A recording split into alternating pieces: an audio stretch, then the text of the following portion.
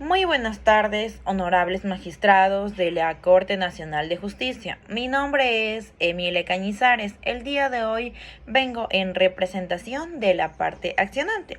Mi cliente, el señor Carlos Fernando Rivero, quien fue condenado a un proceso penal.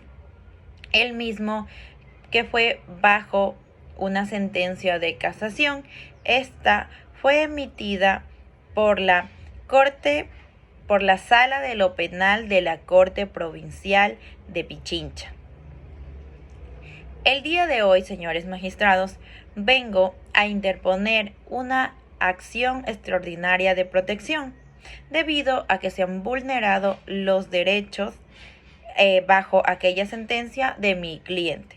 Por ende, voy a dar un pequeño resumen de los antecedentes del caso. Mi cliente, el señor Carlos Fernando Rivero, fue condenado por el delito de uso de documentación falsa, el mismo que se encuentra tipificado en el artículo 328 de nuestro Código Orgánico Integral Penal. Dentro de la investigación se tuvo que tener en cuenta que mi cliente supuestamente había utilizado un documento llamado pago incondicional para cobrar obviamente al Banco del Austro, donde el señor trabajaba, correspondía a un miembro de lo que se llama Petroecuador, de la empresa Petroecuador. Ahora bien, dentro de esto, durante la investigación, Fiscalía presentó primeramente a un testigo. El primer testigo se llama la señora Ana, quien era la encargada de todos los archivos que se encuentran bajo de aquella empresa. Es decir, si el archivo supuesto documento de pago incondicional existía, ese pago debía de estar en los archivos. El testimonio de la señora Ana dice que ninguna copia del archivo se encontró ahí. Es decir, que si ese documento existía, debía de estar ahí, pero el documento no se encuentra dentro de los archivos. A su vez, el documento supuestamente se encontraba notarizado en la Notaría Tercera del Cantón de Manta. Para ello, un policía acudió al lugar, a la notaría, para así verificar si existía que fue notarizado el documento y a su vez se encontraba registrado ahí. La notaría notificó que primeramente el documento no se encontraba ahí. Y que no había sido notarizado, ni mucho menos se encontraba registrado ahí.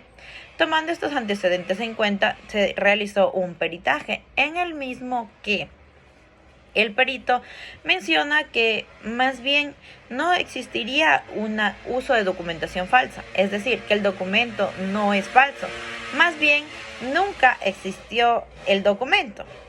Bueno, por ende, se corresponde que para tomar la sentencia, el juzgador en aquel entonces primeramente trasladó indebidamente la prueba a mi cliente. Es decir, teniendo en cuenta todos estos antecedentes, el juzgador no tomó en cuenta primeramente, la duda a favor del reo.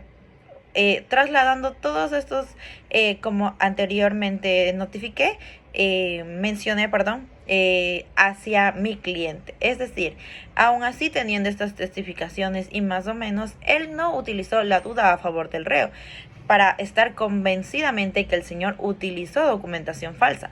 Porque, como bien menciona el perito, el documento no fue falsificado, más bien el documento nunca existió.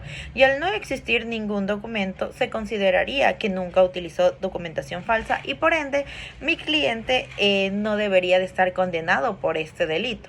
Ahora bien, como mencioné, Primeramente, mediante la sentencia, esta sentencia no ha sido totalmente motivada, es decir, no ha habido una motivación fundamental en la cual mencione que mi cliente haya sido culpable del uso de documentación falsa, tomando en cuenta lo anteriormente mencionado, que como dije, hubo prácticamente se puede decir que hubo ahí una violación al proceso y a los derechos fundamentales, como son los principios de la Constitución, y a su vez en cuanto a lo penal también.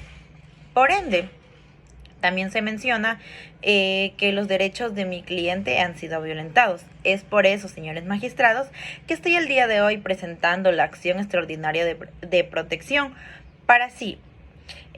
Primeramente, que realicen una reparación integral a mi cliente. Como de principio, pido una remuneración económica para mi cliente.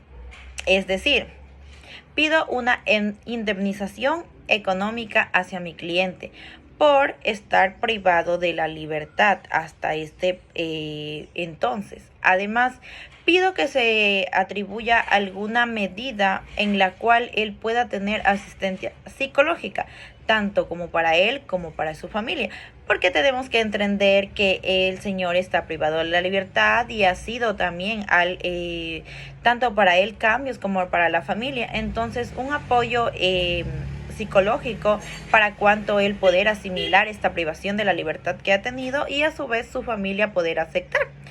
Esto es en cuanto pido su señoría, primeramente. Ahora bien, lo que fundamental pide mi acción extraordinaria de protección es que se revoque la sentencia emitida en casación y a su vez que se reconozca, como mencioné, teniendo en cuenta que mi cliente ha sufrido esto. Es decir, que se revoque la sentencia emitida y se declare inocente a mi cliente por todos estos derechos que han sido violentados y a su vez que nos ayude con la reparación integral de mi cliente.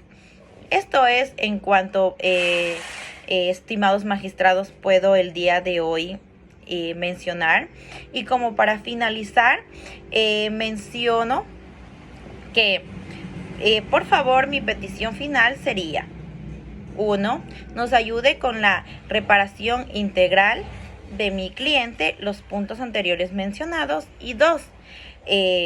Revoque la sentencia emitida por casación, como mencioné antes, y declare el estado de inocencia de mi cliente. Esto es en cuanto les puedo informar el día de hoy, señores magistrados. Muchísimas gracias por su atención y espero que esta acción extraordinaria de protección sea atendida y a su vez de la mejor manera. Muchas gracias.